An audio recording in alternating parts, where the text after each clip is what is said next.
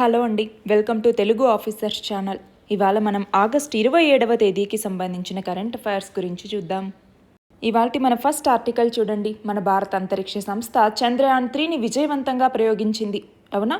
అయితే ఈ నేపథ్యంలో మన భారతదేశానికి తిరిగి వచ్చినటువంటి ప్రధాని బెంగళూరులోని ఇస్రో కేంద్రాన్ని సందర్శించడం జరిగింది.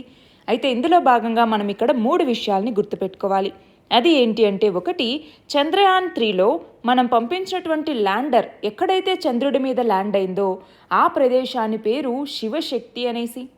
అలాగే చంద్రయాన్ 2లో ల్యాండర్ ఎక్కడైతే క్రాష్ అయిందో ఆ ప్రదేశానికి తిరంగా పాయింట్ అనేసి. అలాగే చంద్రయాన్ 3 సక్సెస్ఫుల్గా చంద్రుడి మీద దిగినటువంటి రోజైనటువంటి ఆగస్టు 23వ తేదీని నేషనల్ స్పేస్ డేగా ప్రకటించడం జరిగింది.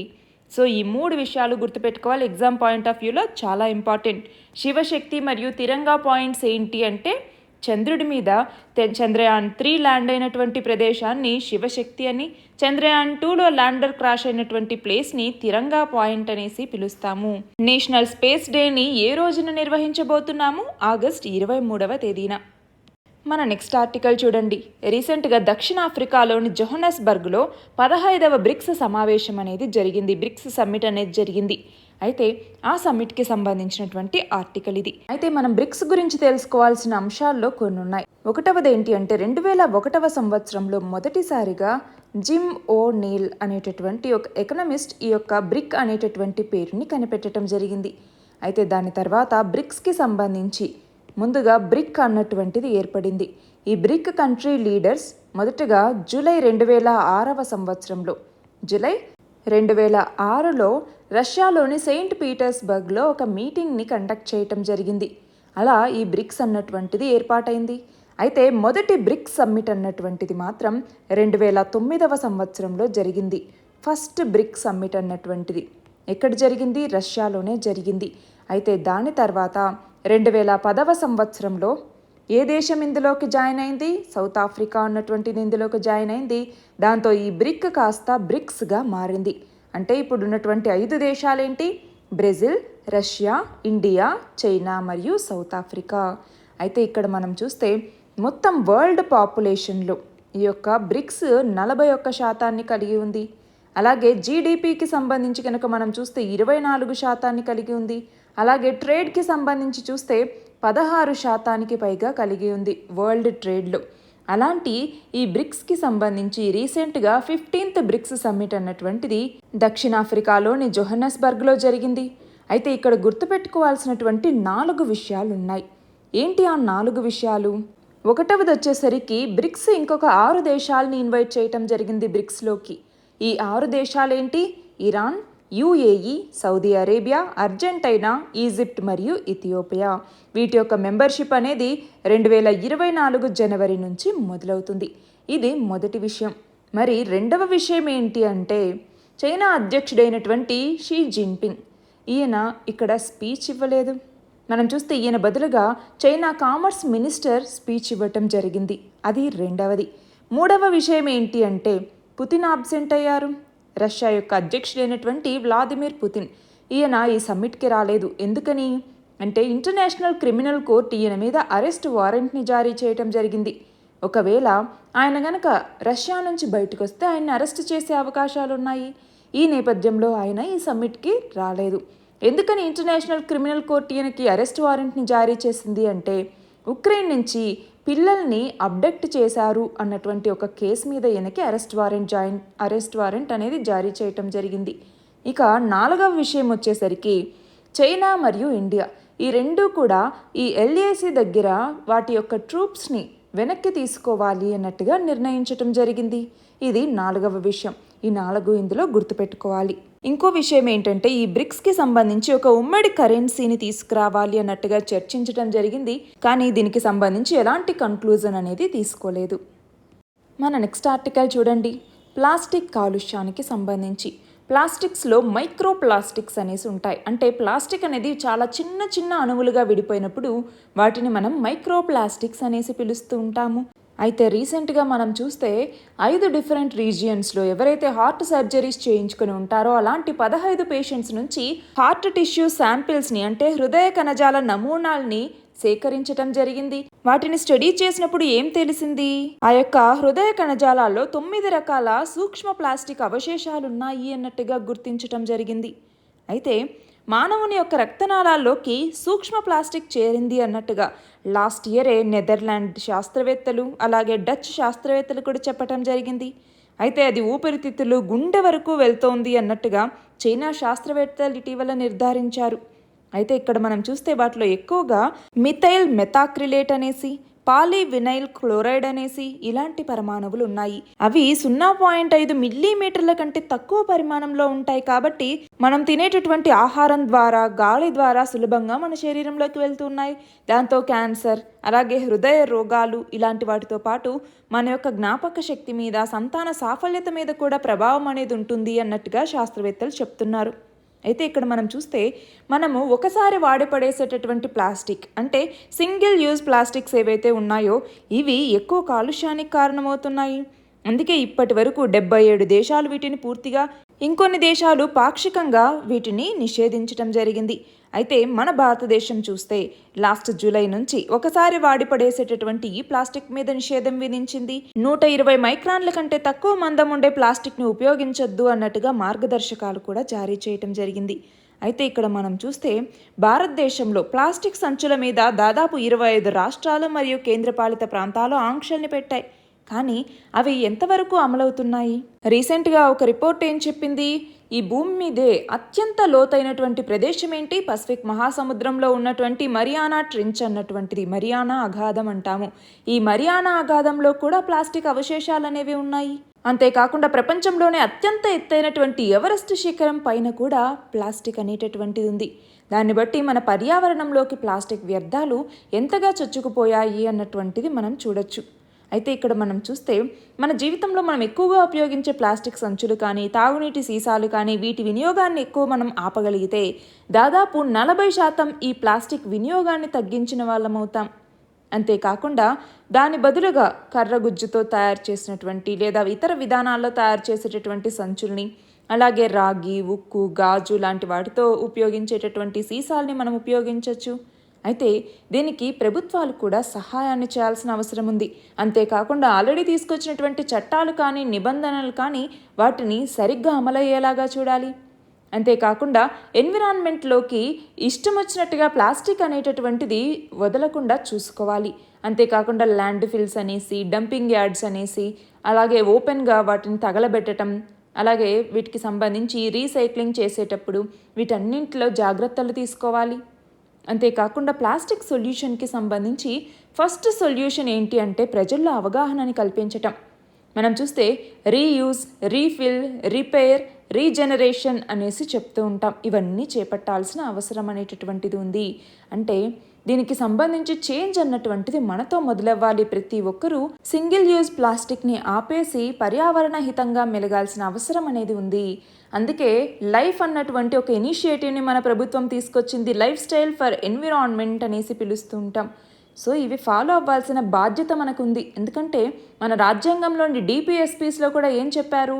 పర్యావరణాన్ని రక్షించటం పౌరుల యొక్క బాధ్యత అన్నట్టుగా చెప్పారు, అవునా? అలాగే ఇంటర్నేషనల్ ప్లాస్టిక్ బ్యాగ్ ఫ్రీ డేని ప్రతి సంవత్సరం జూలై 3వ తేదీన నిర్వహిస్తాము. అలాగే ministry of environment, forest and climate change అన్నటువంటిది సింగిల్ యూజ్ ప్లాస్టిక్స్ని బ్యాన్ చేయటం జరిగింది. ఒకవేళ దీన్ని పాటించకపోతే ఎన్విరాన్మెంట్ ప్రొటెక్షన్ యాక్ట్లో ఉన్నటువంటి సెక్షన్ 15 ప్రకారం వాళ్ళు బాధ్యులవుతారు. ఇక్కడ చూడండి, ప్లాస్టిక్స్ వల్ల ఎన్విరాన్మెంట్ ఇంపాక్ట్ అనేది ఉంటుంది, హెల్త్ మరియు సోషల్ ఇంపాక్ట్ అనేది ఉంటుంది, ఎకనామిక్ ఇంపాక్ట్ అనేది కూడా ఉంటుంది. మన నెక్స్ట్ ఆర్టికల్ చూడండి. అంతర్జాతీయ అంతరిక్ష కేంద్రం లేదా ISS అనేసి పిలుస్తాము.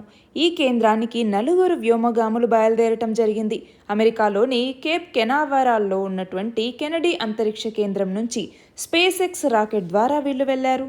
అయితే భూకక్షలో పరిభ్రమిస్తున్నటువంటి ఈ ఇంటర్నేషనల్ స్పేస్ స్టేషన్కి వీళ్ళు ఆదివారం అంటే ఇవాళ చేరుకోబోతూ ఉన్నారు. అయితే ఈసారి ఒక్క అమెరికాతో పాటు డెన్మార్క్, జపాన్, రష్యా ఈ 3 దేశాలకి చెందినటువంటి వ్యోమగాములు కూడా ఇందులో ఉన్నారు. మొత్తం ఎంతమంది వెళ్తున్నారు అంటే 4 వ్యోమగాములు వెళ్ళటం జరిగింది. అలా 4 దేశాలకు చెందినటువంటి 4 వ్యోమగాములని అమెరికా పంపించడం ఇదే మొదటిసారి. అయితే ఇప్పటిదాకా ప్రతి ప్రయోగంలో కూడా నాసా 2 లేదంటే 3 వ్యోమగాముల్ని పంపించేది. కానీ ఇప్పుడు 4 వ్యోమగాముల్ని పంపించటం జరిగింది. అది కూడా 4 దేశాలకు చెందినటువంటి వాళ్ళు. వీళ్ళు 6 నెలల పాటు ఈ ఇంటర్నేషనల్ స్పేస్ స్టేషన్లో విధులు నిర్వహిస్తారు. అయితే దీనికి సంబంధించి ఇంటర్నేషనల్ స్పేస్ స్టేషన్ లేదా అంతర్జాతీయ అంతరిక్ష కేంద్రం అనేసి పిలుస్తూ ఉంటారు. ఇది భూ నిమ్న కక్షలో అంటే లో అర్త్ ఆర్బిట్లో ఇది పరిభ్రమిస్తూ ఉంటుంది. ఇది మానవ నివాసయోగ్యమైనటువంటి మానవ నిర్మితమైనటువంటి ఒక ఉపగ్రహం. అయితే దీనిని అమెరికా, రష్యా, జపాన్, ఐరోపా దేశాలు అలాగే కెనడా వీటన్నింటికి సంబంధించినటువంటి అంతరిక్ష సంస్థలు కలిసి నిర్మించటం జరిగింది. చూడండి, నాసా, రాస్కాస్మోస్, అలాగే యూరోపియన్ స్పేస్ ఏజెన్సీ, జాజా అన్నటువంటిది జపాన్కి సంబంధించినటువంటిది, అలాగే కెనడియన్ స్పేస్ ఏజెన్సీ ఇవన్నీ కలిసి దీనిని నిర్మించటం జరిగింది. అయితే దీనిని ఏ సంవత్సరంలో ప్రయోగించటం జరిగింది? 1998వ సంవత్సరం నవంబర్ 20వ తేదీన. అయితే ఇది ఇప్పటిదాకా 24 సంవత్సరాల 9 నెలలు కక్షలో ఉంది. అయితే ఇక్కడ మానవ నివాస కాలం వచ్చేసరికి 22 సంవత్సరాల 9 నెలలు. చూడండి, ఇక్కడికి ఫస్ట్ క్రూ 2000వ సంవత్సరంలో వెళ్ళింది. అందుకే ఇందాకేమని చెప్పాను నేను, మానవ నివాస కాలం 22 సంవత్సరాల 9 నెలలైంది అనేసి. అయితే ఈ అంతర్జాతీయ అంతరిక్ష కేంద్రం మైక్రోగ్రావిటీకి, అంతరిక్ష పర్యావరణానికి కూడా ఒక పరిశోధనా కేంద్రంగా పనిచేస్తుంది. అంటే అందులో ఉన్నటువంటి సిబ్బంది జీవశాస్త్రానికి సంబంధించి, మానవ శాస్త్రానికి సంబంధించి, భౌతిక శాస్త్రానికి సంబంధించి, అలాగే ఖగోళ శాస్త్రం, వాతావరణ శాస్త్రం ఇలా ఇతర రంగాల్లో ప్రయోగాలు చేపడతారు. అంతేకాకుండా చంద్రుని దగ్గరికి, అంగారక గ్రహం అంటే మార్స్ దగ్గరికి వెళ్ళేటటువంటి యాత్రలకు అవసరమైన అంతరిక్ష నౌకా వ్యవస్థల్ని, పరికరాల్ని పరీక్షించడం కోసం కూడా ఈ అంతర్జాతీయ అంతరిక్ష కేంద్రం అనేది చాలా అనుకూలంగా ఉంటుంది. అయితే ఈ కేంద్రాన్ని 2 విభాగాలుగా విభజించటం జరిగింది. అందులోకి వచ్చేసరికి ఏంటి ఈ 2 విభాగాలు? ఒకటి ROS అంటాం, అంటే రష్యన్ ఆర్బిటాల్ సెగ్మెంట్ అనేసి.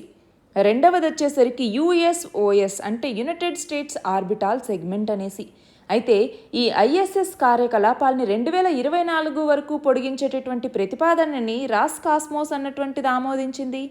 కానీ రష్యన్ విభాగంలో ఉన్నటువంటి అంశాలని కొత్త రష్యన్ అంతరిక్ష కేంద్రం నిర్మించడానికి ఉపయోగించాలి అన్నట్టుగా రాస్కాస్మోస్ గతంలో ప్రతిపాదించింది. అయితే దాని తర్వాత మేము దీని నుంచి బయటకు వస్తాము అన్నట్టుగా రష్యా ప్రకటించటం కూడా జరిగింది. అయితే ఇక్కడ ఒక ఇంట్రెస్టింగ్ విషయం చెప్తానండి. అంతర్జాతీయ అంతరిక్ష కేంద్రంలో ఉండే వ్యోమగాములు ప్రతి 90 నిమిషాలకి సూర్యోదయం, సూర్యాస్తమయాన్ని చూస్తుంటారు. ఎలాగా అంటే అంతర్జాతీయ అంతరిక్ష కేంద్రం దాదాపు 93 నిమిషాలు, అంటే దాదాపు 90 నిమిషాల్లో ఒక కక్షని పూర్తి చేసుకుంటుంది. అంటే ఈ అంతర్జాతీయ అంతరిక్ష కేంద్రం భూమి చుట్టూ తిరుగుతూ ఉన్నప్పుడు దాని వేగం దాదాపు 27,580 కిలోమీటర్ల కంటే ఎక్కువ. దీనివల్ల కేవలం 90 నిమిషంలోనే భూమి ఒక రెవల్యూషన్ని పూర్తి చేస్తుంది. అందుకే అక్కడ పగలు రాత్రి చాలా వేగంగా ఉంటుంది. దానివల్లే అంతరిక్షంలో ఉన్నటువంటి వ్యోమగాములు 45 నిమిషాల వ్యవధిలో సూర్యోదయాన్ని, సూర్యాస్తమయాన్ని చూడగలుగుతారు. అంటే ఈ అంతర్జాతీయ అంతరిక్ష కేంద్రంలో ఉన్నటువంటి వాళ్ళు ప్రతిరోజు 16 సూర్యాస్తమయాలు, 16 సూర్యోదయాల్ని చూడగలుగుతారు. అంతేకాకుండా ఈ సూర్యాస్తమయం మరియు సూర్యోదయం మధ్య ఉండేటటువంటి ఉష్ణోగ్రత వ్యత్యాసం ఎంతో తెలుసా? 250 డిగ్రీల ఫారెన్హీట్. అంటే వ్యోమగాములు ఇంత అస్థిరమైనటువంటి ఉష్ణోగ్రతల్లో మనుగడ సాగించగలగడానికి కారణం ఏంటి అంటే వాళ్ళ స్పేస్ సూట్లలో ఉండేటటువంటి ఒక ప్రత్యేక పదార్థం. అది అంతరిక్షంలో ఉన్నటువంటి విపరీతమైనటువంటి వేడి, అలాగా అత్యంత శీతలమైనటువంటి ఉష్ణోగ్రత పరిస్థితుల్ని రెండింటినీ ఎదుర్కోవటానికి వీలుగా వాళ్ళ సూట్ అనేది తయారు చేయబడి ఉంటుంది. మన నెక్స్ట్ ఆర్టికల్ చూడండి, తారా అన్నటువంటి ప్రాజెక్ట్ గురించి. ఏంటి ఈ ప్రాజెక్ట్? చూడండి, 2016వ సంవత్సరంలో ఇది ప్రారంభమైంది. ఈ ప్రాజెక్ట్ కింద ఏంటి అంటే ఆకాశంలో బెలూన్లను ఎగరవేసి వాటి ద్వారా ఇంటర్నెట్ సేవలను అందించటం. అయితే ఎక్కువ ఖర్చు అవ్వటం, ఇతర సమస్యల వల్ల ఇది సరిగ్గా అమలవ్వలేదు. దాంతో ఏం చేశారు, ఈ ప్రాజెక్ట్ని ముందుకు తీసుకెళ్లటానికి ట్రాఫిక్ సిగ్నల్ని పోలినటువంటి యంత్రాల్ని ఇంటర్నెట్ సేవలు అందించాల్సినటువంటి ప్రదేశంలో అమరుస్తారు. వాటికి ఫైబర్ ఆప్టిక్ కేబుల్స్ అనేవి అవసరం లేదు. అంటే కేబుల్తో పని లేకుండా ఈ పరికరాలు లేజర్ బీమ్ని అందించడం జరుగుతుంది. దానివల్ల అంతరాయం అనేది లేకుండా డేటా ఆధారిత సదుపాయాలు పొందే అవకాశం ఉంటుంది. అయితే ఇప్పటికే దాదాపు 13 దేశాల్లో ఈ తారా ప్రాజెక్ట్ ద్వారా ఇంటర్నెట్ సేవల్ని అందిస్తూ ఉన్నారు. కెన్యా, ఆస్ట్రేలియా, కాంగో ఇలాంటి దేశాలు ఇందులో భాగస్వాములుగా ఉన్నాయి. అయితే మన దేశంలో కూడా ఈ తారా ప్రాజెక్ట్ని అమలు చేయటం కోసం ఇండియన్ టెలికాం కంపెనీ అయినటువంటి భారత్ ఎయిర్టెల్, అలాగే ఆల్ఫాబెట్ అన్నటువంటివి ఒక అగ్రిమెంట్కి రావటం జరిగింది. దీని ద్వారా మన భారతదేశంలో ఉన్నటువంటి సుదూర ప్రాంతాలకి, మారుమూల ప్రాంతాలకి కూడా ఇంటర్నెట్ సదుపాయాన్ని అందించవచ్చు. మన నెక్స్ట్ ఆర్టికల్ చూడండి. రీసెంట్గా కేంద్ర జలశక్తి శాఖ 6వ సెన్సస్ని విడుదల చేయటం జరిగింది. ఇందులో భాగంగా దేశవ్యాప్తంగా వినియోగంలో ఉండే చిన్న తరహా సాగునీటి పథకాలకి సంబంధించి మొదటి స్థానంలో ఉత్తరప్రదేశ్ ఉంది, 2వ స్థానంలో మహారాష్ట్ర, 3వ స్థానంలో మధ్యప్రదేశ్, 4వ స్థానంలో తమిళనాడు, 5వ స్థానంలో తెలంగాణ, 9వ స్థానంలో ఆంధ్రప్రదేశ్ ఉన్నాయి. చూడండి, తెలంగాణ 5వ స్థానంలో, ఆంధ్రప్రదేశ్ 9వ స్థానంలో ఉన్నాయి. అయితే ఈ 6వ గణన అన్నటువంటిది ఇది చెప్తోంది 2017-18 సంవత్సరం నాటి వినియోగం ఆధారంగా ఈ గణనను చేపట్టారు. అందులో చూడండి, ఉత్తరప్రదేశ్ ఏమో 17.2% ఈ యొక్క చిన్న తరహా సాగునీటి పథకాలని కలిగి ఉంటే, తెలంగాణకు వచ్చేసరికి 7.3%, ఆంధ్రప్రదేశ్ ఏమో 5.1% ఇలాంటి చిన్న తరహా ప్రాజెక్టులని కలిగి ఉన్నాయి.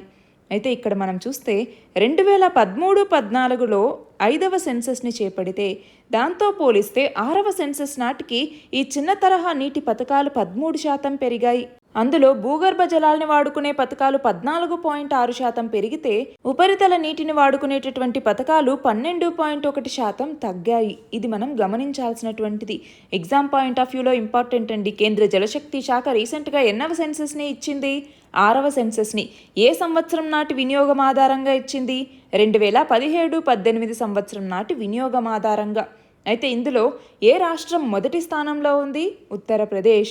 తెలంగాణ ఎన్నవ స్థానంలో ఉంది? 5వ స్థానంలో. ఆంధ్రప్రదేశ్ ఏమో 9వ స్థానంలో ఉంది. అయితే వీటి పర్సంటేజెస్ కూడా గుర్తుపెట్టుకోవాలి. 7.3% తెలంగాణ, 5.1% ఆంధ్రప్రదేశ్. మన నెక్స్ట్ ఆర్టికల్ చూడండి. ఆంధ్రప్రదేశ్లో తెనాలి అర్బన్ అన్నటువంటిది 100% GER అంటే గ్రాస్ ఎన్రోల్మెంట్ రేషియో సాధించినటువంటి తొలి మండలంగా నిలిచింది. ఇక్కడ మనం చూస్తే బడి బయట ఉండే 935 మందిని బడిలో చేర్చారు అధికారులు.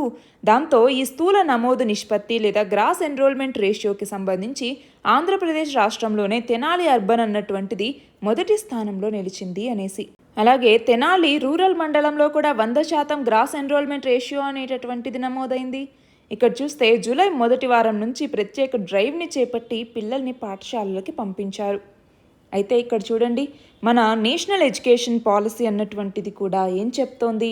2035 సంవత్సరం నాటికి హయ్యర్ ఎడ్యుకేషన్లో ఈ గ్రాస్ ఎన్రోల్మెంట్ రేషియో 50%కి చేరాలి అనేసి లక్ష్యంగా పెట్టుకున్నాం. ఇంతకుముందు MHRD అనేది ఉండేది, ministry of human resource and development అనేసి. ఇప్పుడు దాన్ని మినిస్ట్రీ ఆఫ్ ఎడ్యుకేషన్గా మార్చడం జరిగింది. అయితే ప్రైమరీ స్కూల్కి సంబంధించి గ్రాస్ ఎన్రోల్మెంట్ రేషియోని ఎలా లెక్కిస్తారు అంటే చూడండి, ప్రైమరీ స్కూల్స్కి సంబంధించి ప్రైమరీ లెవెల్ ఎన్రోల్మెంట్ ఎలా ఉంది, అలాగే అక్కడ ప్రైమరీ లెవెల్కి సంబంధించి ఆ ఏజ్ గ్రూప్లో ఉన్నటువంటి పాపులేషన్ ఎంత ఇంటూ 100 చేస్తే వచ్చేటటువంటిది ఈ gross enrollment ratio for primary school అన్నటువంటిది. నెక్స్ట్ చూడండి, సెకండరీ స్కూల్కి వచ్చేసరికి ఎలాగా, ఈ సెకండరీ లెవెల్ ఎన్రోల్మెంట్ ఎలా ఉంది, సెకండరీ లెవెల్లో చేరాల్సినటువంటి పిల్లల ఏజ్ గ్రూప్లో ఎంతమంది పాపులేషన్ ఉన్నారు ఇంటూ 100 వేస్తే వచ్చేటటువంటిది సెకండరీ స్కూల్కి సంబంధించినటువంటి గ్రాస్ ఎన్రోల్మెంట్ రేషియో. మన నెక్స్ట్ ఆర్టికల్ చూడండి. ఫ్యామిలీ డాక్టర్ ప్రోగ్రామ్ అన్నటువంటిది ఏ రాష్ట్ర ప్రభుత్వం దీన్ని తీసుకొచ్చింది? ఆంధ్రప్రదేశ్ రాష్ట్ర ప్రభుత్వం దీనిని ఏప్రిల్ 6వ తేదీ 2023 నుంచి అమలు చేస్తుంది. ఏంటి అసలు ఈ ఫ్యామిలీ డాక్టర్ ప్రోగ్రామ్ అనేది మనం చూస్తే, ఆంధ్రప్రదేశ్లో గ్రామీణ ప్రాంతాల ప్రజలకి మెరుగైన వైద్య సేవలు అందించడం కోసం దీన్ని తీసుకురావటం జరిగింది. అంటే రాష్ట్ర వ్యాప్తంగా పేదలకి మెరుగైన వైద్య సేవలను అందించడానికి ఫ్యామిలీ డాక్టర్ అనే విధానాన్ని తీసుకొచ్చారు. ఇందులోకి వచ్చేసరికి ఏంటి అంటే, వైద్య అధికారి మిగిలిన బృందం గ్రామీణ ప్రాంతాల్లో ఉన్నటువంటి ఆరోగ్య కేంద్రాల్ని నెలలో 2 సార్లు సందర్శించటం జరుగుతుంది. అలా ప్రాథమిక వైద్య సేవల్లో భాగంగా ప్రతి 2000 మందికి ఒక విలేజ్ హెల్త్ క్లినిక్ని ఏర్పాటు చేయటం జరుగుతుంది.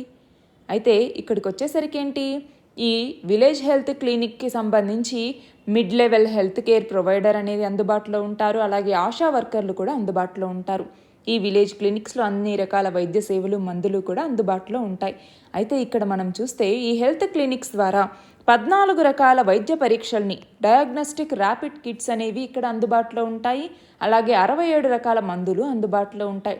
అలాగే రాష్ట్రంలోని ప్రతి పౌరుడికి వాళ్ళ ఇంటి దగ్గరే పరీక్షలు జరిపి వాళ్ళ ఆరోగ్య సమాచారాన్ని డిజిటలైజ్ చేయటం జరుగుతుంది. అలాగే ప్రతి పౌరుడికి ఒక డిజిటల్ హెల్త్ ఐడిని ఇవ్వటం జరుగుతుంది. ఈ ఐడి కేంద్రం యొక్క ఆయుష్మాన్ భారత్ డిజిటల్ మిషన్లో భాగంగా ఇవ్వటం జరుగుతుంది. అయితే ఈ డేటా ఏదైతే ఉంటుందో దాన్ని ఫ్యామిలీ డాక్టర్లకి పంపించి దాన్ని ఫాలో అప్ చేస్తారు. ఫ్యామిలీ డాక్టర్ అనే కాన్సెప్ట్ని దేశంలో తొలిసారి ఏపీలోనే అమలు చేస్తున్నారు. అంటే ఈ స్కీమ్ ద్వారా ప్రతి మండలానికి 4 వైద్యులు అందుబాటులో ఉంటారు. వాళ్ళు నెలకి 2 సార్లైనా కనీసం అక్కడికి వెళ్ళి వాళ్ళకి పరీక్షలు జరపడం జరుగుతుంది. దాంతో కొన్ని నెలల్లో ఏమవుతుంది, ఆ డాక్టర్కి అలాగే ఆ ఊర్లో ఉన్నటువంటి వాళ్ళకి మధ్య ఒక కనెక్షన్ అనేది ఏర్పడుతుంది. అందుకే ఫ్యామిలీ డాక్టర్ అనేసి పిలుస్తూ ఉంటారు. అయితే ఇక్కడ చూడండి, ఈ ఫ్యామిలీ డాక్టర్తో గ్రామాల్లో అందేటటువంటి వైద్య సేవలు ఏంటి అన్నట్టుగా ఇక్కడ ఇవ్వటం జరిగింది. ఎగ్జామ్ పాయింట్ ఆఫ్ వ్యూలో ఫ్యామిలీ డాక్టర్ ప్రోగ్రామ్ గురించి అడగచ్చు, చూసుకోవాలి ఒకసారి.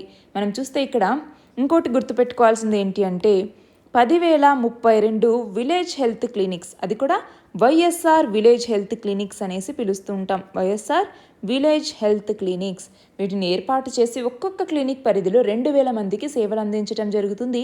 అలాగే ప్రతి 5,000 మంది జనాభాకి హెల్త్ అండ్ వెల్నెస్ సెంటర్స్ని ఈ యొక్క కేంద్ర ప్రభుత్వం తీసుకొచ్చినటువంటి ఆయుష్మాన్ భారత్ పథకంలో భాగంగా ఏర్పాటు చేస్తారు. మన నెక్స్ట్ ఆర్టికల్ చూడండి. ప్రస్తుత ఆర్థిక సంవత్సరం మూలధన వ్యయానికి సంబంధించి ఆంధ్రప్రదేశ్ ముందు స్థానంలో ఉంది. ఈ గణాంకాల ద్వారా చూస్తే బడ్జెట్లో మూలధన వ్యయం కేటాయింపుల్లో ఏపీ తొలి 4 నెలల్లోనే, అంటే ఏప్రిల్ నుంచి జూలై వరకు 4 నెలల్లోనే 47.79% వ్యయం చేసింది అన్నట్టుగా క్యాగ్ చెప్తోంది. చూడండి, మొత్తం 14,844.99 కోట్ల రూపాయలని వ్యయం చేసింది. అయితే ఇతర రాష్ట్రాలకు చెందినటువంటి గణాంకాల కన్నా ఆంధ్రప్రదేశ్ ఎక్కువగా ఈ బడ్జెట్ కేటాయింపుల్లో వ్యయం చేసింది అన్నట్టుగా ఇక్కడ చెప్తున్నారు. అలాగే ఎస్బీఐ రీసెర్చ్ నివేదిక ప్రకారం ఏప్రిల్ నుంచి జూన్ వరకు మన దేశం అలాగే ఇతర రాష్ట్రాల్లో మూలధన వ్యయం ఎలా ఉంది అనేసి చూస్తే కేంద్రం మూలధన వ్యయాన్ని ఇప్పటి వరకు 27.8% ఖర్చు పెడితే అన్ని రాష్ట్రాల సగటు 12.7%గా ఉంది. ఆంధ్రప్రదేశ్ వచ్చేసరికి 40.8%గా ఉంది. ఇందులో తెలంగాణ వచ్చేసరికి 26.6%గా ఉంది. ఇక్కడ చూడండి, మన దేశంలోనే అతిపెద్ద నాన్ బ్యాంకింగ్ ఫినాన్షియల్ కంపెనీ అయినటువంటి ప్రభుత్వ రంగ పవర్ ఫినాన్స్ కార్పొరేషన్, దీనికి చైర్మన్ మరియు ఎండీగా 2023 ఆగస్టు 16వ తేదీన ఎవరు బాధ్యతలు స్వీకరించారు అంటే పర్మిందర్ చోప్రా. అలాగే మన దేశంలో ఉన్నత విద్యని బలోపేతం చేయటం కోసం ప్రధానమంత్రి ఉच्चतर శిక్షా అభియాన్ లేదా పిఎం ఉషా ద్వారా రాబోయే 3 ఏళ్లలో ఒక్కొక్క రాష్ట్రానికి ఎంత మొత్తం నిధులు అందించాలని కేంద్రం ప్రతిపాదించింది. ఒక్కొక్క రాష్ట్రానికి 12,926 కోట్ల రూపాయలను అందించడం జరుగుతుంది. అయితే ఈ నిధుల్లో 60% కేంద్ర ప్రభుత్వం ఇస్తుంది, 40% రాష్ట్ర ప్రభుత్వాలు తమ యొక్క వాటాగా అందించాలి. అయితే దీనికి సంబంధించినటువంటి ఎంఓయు మీద ఇప్పటిదాకా కేవలం 22 రాష్ట్రాలు మరియు కేంద్రపాలిత ప్రాంతాలే సంతకం చేయటం జరిగింది. ఇక్కడ చూడండి, యునైటెడ్ వరల్డ్ రెజ్లింగ్ సంస్థ 2023 ఆగస్టు 24వ తేదీన భారత్ రెజ్లింగ్ సమాఖ్యని సస్పెండ్ చేయటం జరిగింది. ఎందుకని అంటే నిర్ణీత గడువులోపు ఎన్నికలు నిర్వహించలేదు.